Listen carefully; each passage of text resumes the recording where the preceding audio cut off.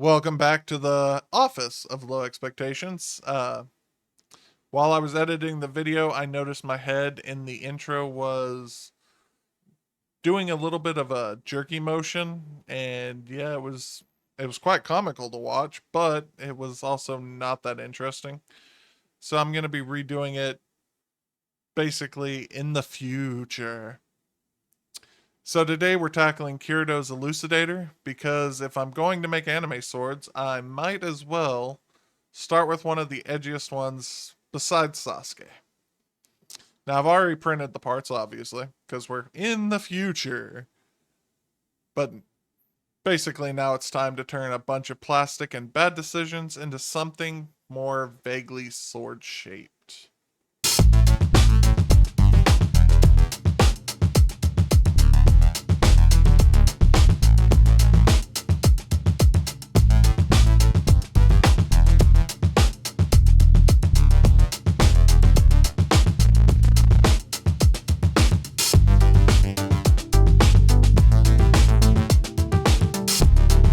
Okay, so this is strike two for me not hitting record when I should have been.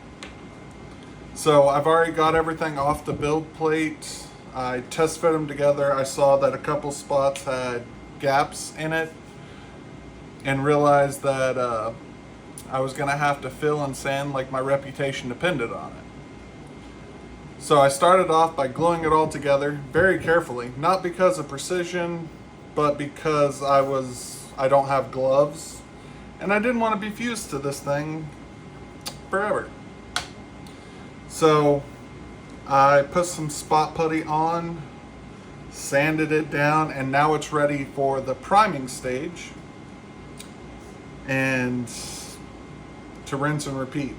So I'm going to go outside, prime this with some sandable primer, and then get back to the sanding, which I so enjoy, which is a lie, but it is necessary because I want this to look like a sword and not just like some toy plastic bat with dreams.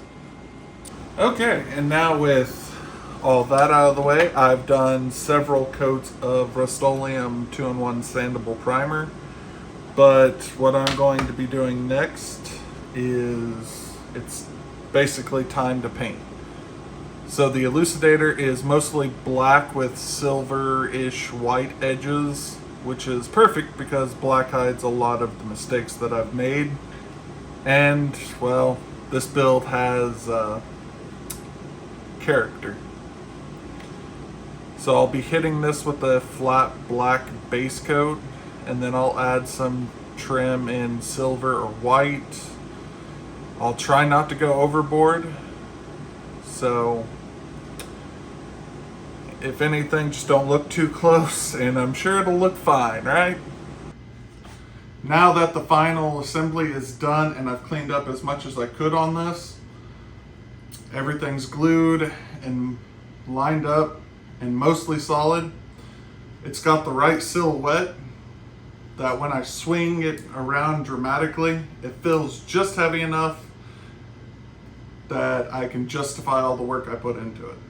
It's not sharp, it's not balanced, but it does make me feel like I should be standing somewhere in like a digital field yelling about friendship and system calls.